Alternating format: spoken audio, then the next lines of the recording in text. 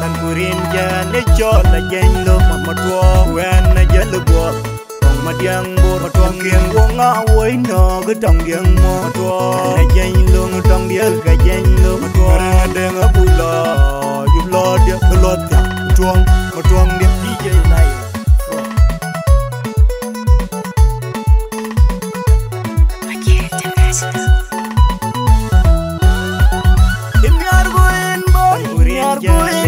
madinga wai no min unda wai jodlerin biat anan bor madwong anan ban bor nom je imyar goen boy madinga wai no min unda wai jodlerin biat anan bor madwong anan ban bor nom je jeng inda utoy da ya jeng bu junuk ya ton tunuk ye loy bu biyung ya yen nay jeng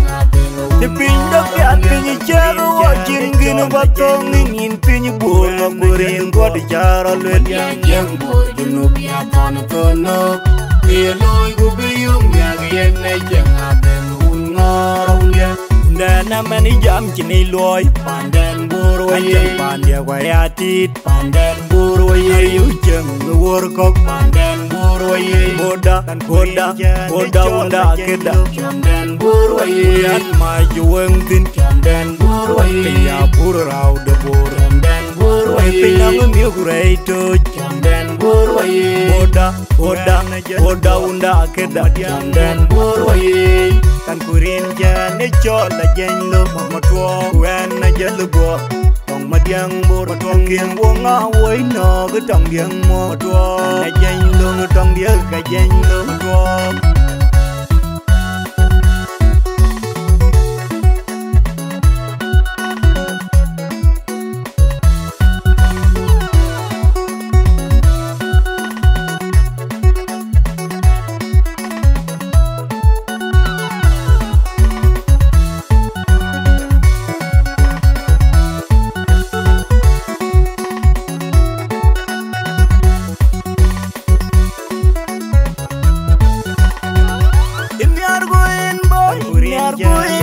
madinga wai no min unda wai jodlerin biat anan bor madwong anan ban bor nom je imyar goen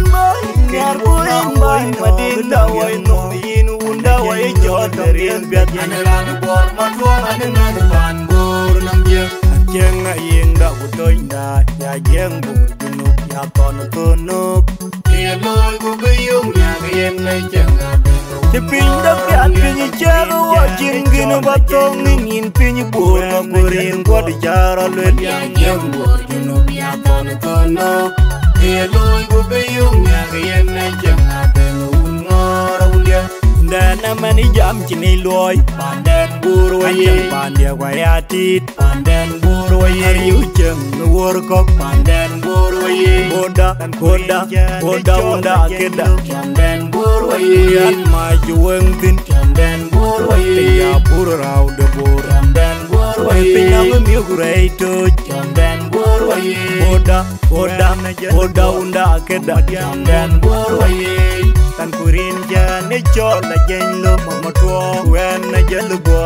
tong madiang bor tong kieng wonga woi no gdong yang mo to